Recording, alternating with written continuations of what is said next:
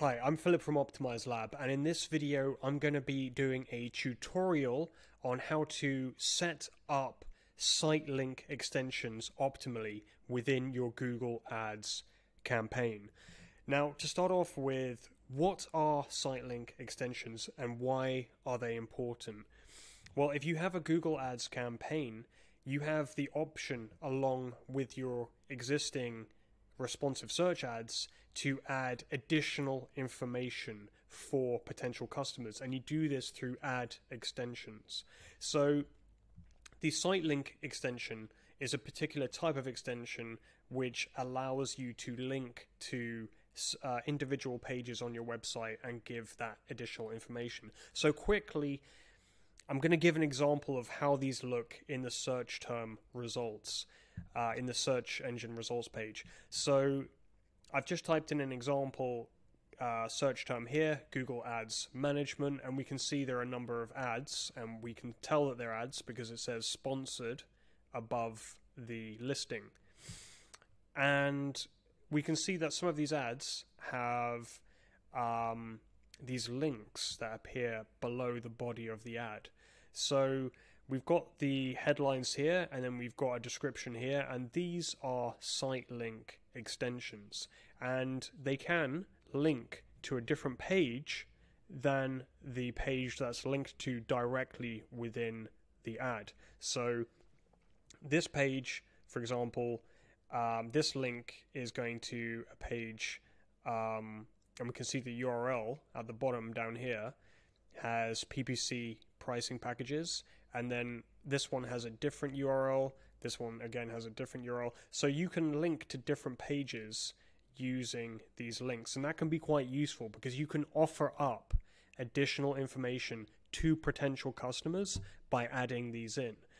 So that's one benefit, and that can of course help to increase your conversion rate and drive additional revenue through your campaigns. So these are very important to add in because they can make a lot more money from your account every single month by including them. But there's another benefit, which is that by having site link extensions, Google is more likely to give you a higher quality score and therefore rank your ad higher. And I'm not going to go too much into what quality score is in this video because this video is about site link extensions, but quickly, the quality score is something Google uses in order to gauge how high your ad should rank based on your bid. So having them in is going to help your ad appear higher in the results page.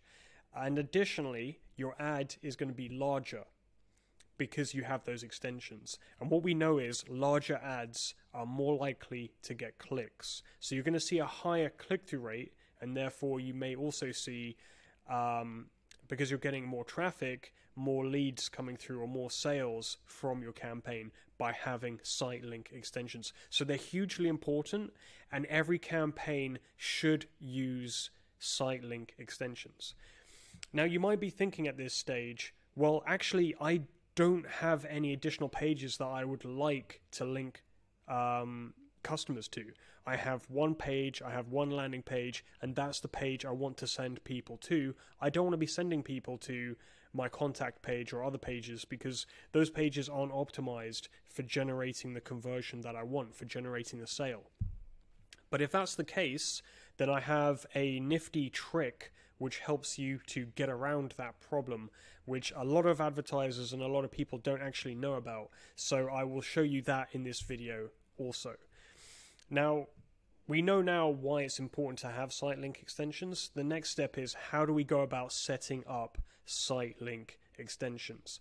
So we're just going to go to an example account here, and if you're in the campaign section here, in order to go ahead and begin setting up your site link extensions, you're going to open up this tab here which says Ads and Assets, and you're going to click on Assets here. Now I've got this opened within a separate tab, and so when you're in the assets section, if you have no extensions, this page will be more or less empty.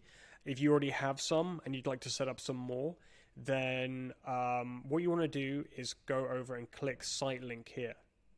Okay, because at the moment we're looking at all of the extensions. So you click site link, and then what that'll do is it'll put you on the page for the site link extensions. And what you can do is you can click this blue plus sign here, and that will enable you to set up a brand new site link extension. So that when you've clicked that, you're going to open up a page like this. And these sections are going to be where you're going to add in the details for your site link extensions. And if you click the down arrow on each of these little sections, you can add in a number of different parts for your site link. So you've got the site link text, you've got 2 description lines, and then you've got a final URL. And I'll just explain what each of those areas are for. So the site link text, that is going to be the part that people click on in order to visit that new page that you're linking to in your ad. Then the description, this is where additional information can describe what that page is about, or describe about that feature that you're mentioning within the link text. Now the link text is 25 characters. You've got a max of 25 characters, so it's not a lot of space, but it's enough room to put in the important detail about what that page is. Each description line, so it's like a description that's split across 2 lines. It's not necessarily 2 separate descriptions. You want to have one description line that you're splitting across 2 lines. They're 35 characters each. And then you have your final URL, which is the landing page that you want to link to. So just to show how that will appear, I've got some examples here that I've created. So the first example is we've got our link text, which is Google Ads Management. And then we've got the description, and the line 1 says, will help you save ad spend, and then going on to the second line, and maximize the revenue from your ads. And then we have an example URL here, just an example page. Obviously, you would put your actual website in here, but I'm just using this as an example. So what the key thing to do is here is to use as much of this space as possible. Obviously, if you have a great site link that sounds great and it doesn't use more than 20 or up to the 25 character limit, that's fine. Just obviously make sure it has to be within 25 characters. And then the description line, you can, if you want, have 2 separate descriptions. I'd recommend having one line which spans the two lines, and it follows on. And this will, whenever this shows, it will always show both lines. So you don't have to worry about your description being potentially cut in half. That's not going to happen. And then a useful thing for us to look at now is how that's going to look. So we can see here mobile, and this is a preview here. This is potentially how your site link extensions are going to show within your ad. So you're going to have your description lines from your ad, your headlines, and then the site links are going to show below that ad here. So that's just an example. Then on desktop, you may also have these site link descriptions showing below each of your site links. So when you're setting up site links, you always want to make sure you have a minimum of 4 site link extensions. That's the optimal number. Now, the account will let you set up 1 if you want, but they're unlikely to show if you only have 1 or 2 site links. Ideally, you want to have a minimum of 4, and you can set up more than 4. You could set up 6, you could set up 8, however many you want to set up in order to test which one is going to work most effectively. But again, a minimum of 4 is what you should set up. So you should open these individual tabs in order to set up your 4 site link extensions. And I've set up 4 here as an example, but you can set up more. So if you want to set up more, you just go down here and click add site link. And now we have 6. You can do that again. Now we've got 7. So you can set up multiple in one go and add those into your campaign. Now, one of the options here is to add this either at the account level or a campaign level or ad group level. Now, if these site links are going to be relevant to all of your campaigns in your account, then I would select account level.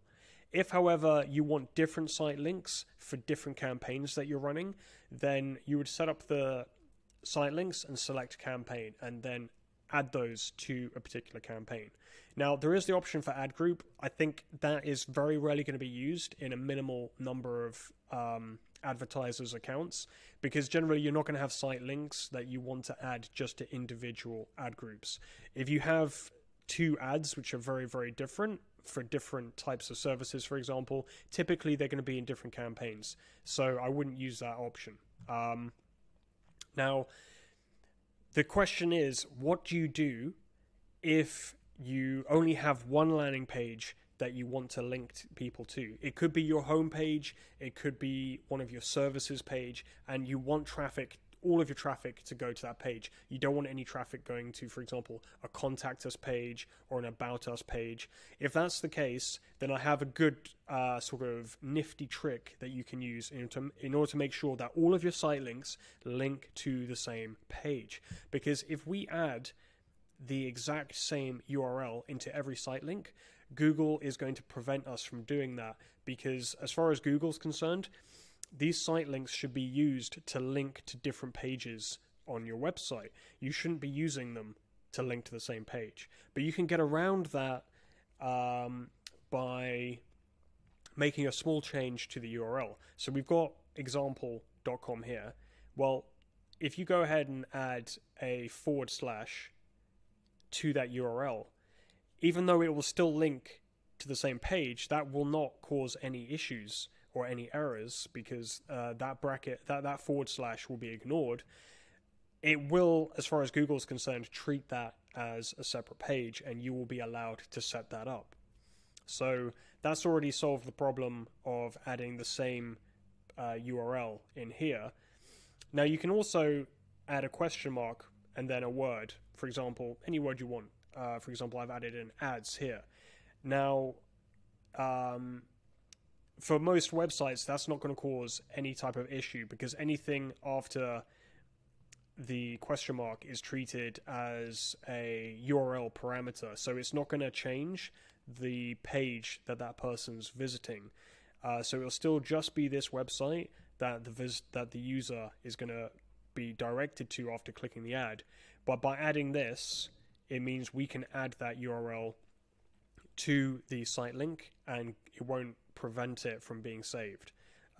So again, I've put a question mark, so the same URL and then question mark PPC, which is a relevant word to the service described in these example ads, and that will allow us to add that in. So that's a very useful sort of workaround to enable you to set up these site links and then use them within your campaigns and use the optimal number of 4 or more site links.